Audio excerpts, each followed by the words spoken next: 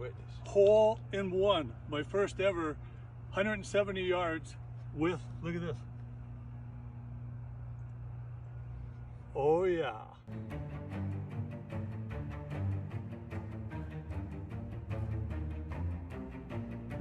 The only other hole-in-one I ever saw was a friend of mine, Brian Johnson.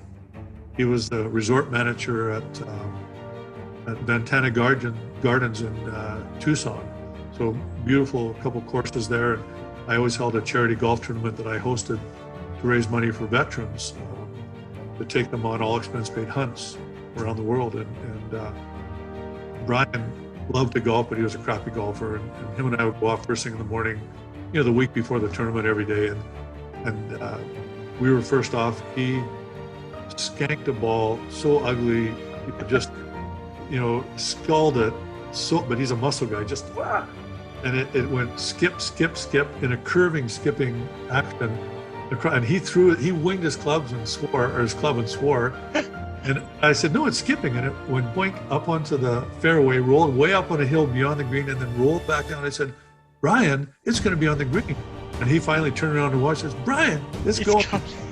What was funny, we were such a crappy golfer. He had stolen a range ball. It was actually a range ball that he won. And that he's got that mounted now in his office, you know, with a range ball. It's pretty funny. It's amazing. Yeah. So anyway, that's mine was the second hole-in-one I've ever seen. You know, I'm a late starter. I never picked up a club until I was 40. Yeah. I remember the first golf game I did. I shot 137 when I was never so mortified in my life. I finally got, by the time I was 50, so 10 years, I was down to a 7 handicap. Oh, wow. Veteran tournaments, playing in the late 70s. But then my career didn't allow me to continue playing. I was traveling 300 days a year all around the world, so I didn't pick up a golf club again until I was 60. So for 10 years I took off and figured, I'll just pick it up again. And we put my 7 handicap. No, it doesn't work like that. No, it doesn't. You went back to shooting 100 after a decade. Yeah, I didn't break 100. I went out and I, again, just horrified. Like, what kind of a game is this? Here at the country club in North Carolina, there's a 10 a.m. group. I'm pretty much the youngest guy in the group. It was hole 17 on the Cardinal course. It's a tough hole. It's not a short hole. Today it was 187 yards. That day it was 175 yards. And Matt, like I say, he's a young guy. He's one of the club pros. He was standing right beside me, and you know, I'd been playing pretty well that game. You know, there's days I'll shoot in the 70s, you know, high 70s, and generally I'll shoot 80 to 83. If I go above 83, I'm really, actually, it ruins my day if I shoot 80. Yeah. You know, you think you're better than you actually are. Always, never happy with your score. But I was shooting well, and that was the second last hole. And I remember I can get there 175 yards with a 7-iron if I hit it right.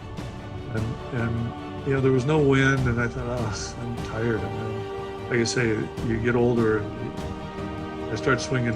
You can't turn. You get too stiff to it. You guys will learn about this. You're giggling right now, but your time will come. It will come. By 17, you know, you turn to about here, and you go, and come over the top. And I thought, I gotta make one good swing today, like one just pure, just fight through the pain on the turn, and you know, wait for it, and do everything right. And so I swung, and it's just one of those ones where, you know, just you hit at the top and go, oh, that's right, that's where they're supposed to be. Yeah. True. Go, oh yeah, look, I'm not you know, diving at it, and I'm not dropping my shoulder.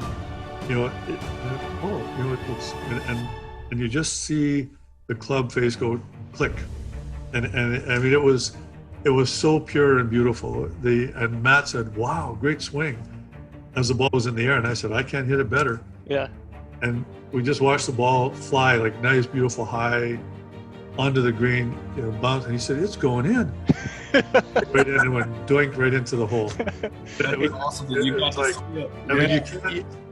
I've had a lot of wonderful experiences in my life. Like I said, you can Google me and figure that out, but more than most people ever should. And that was one of the greatest moments, like just a whoosh of wow. Yeah. It's funny too, the guys that I was with, Bill Clement he shot 6 hole-in-ones. Julian Bunn has shot 14 hole-in-ones. That's the most I've ever heard. Baker, Buddy the Badger, he shot more hole-in-ones than he can remember. So this was honestly, I was thinking, I've always heard it's so expensive hole-in-ones. Yeah, none of them showed up, like two of us, and that was it. And there were, one other young guy, he came Jason, and we're the ones that added up this. They were just going to throw the card away. They didn't care. Yeah. It wasn't even worthy of coming into the clubhouse for a beer. So it was just, like I say, there were 2 guys and myself now. There was just the 3 of us sitting there. And the other guys, Buddy came in for a sandwich and he wanted a Diet Pepsi or something like that. So it was, oh man, guys, but they're all, I guess they're all in their late 70s pretty much.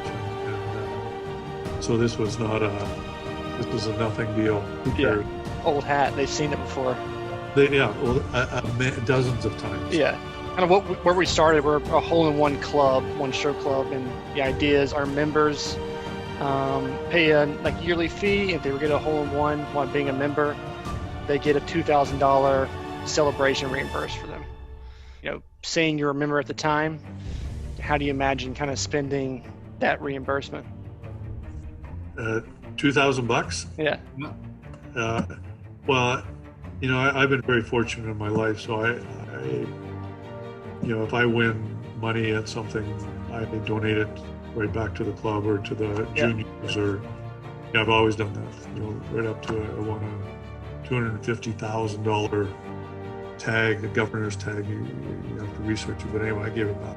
Let them win it. It's so I would just give the money, back into the club, probably to the juniors is what I do. I like that. Duncan Meadows. The juniors would really appreciate it. Or night, whatever they want to use it for. That's what I'd use it for. I can afford to pay the drinks for the 19th hole if I get a hole in one. I like that. And honored to do it.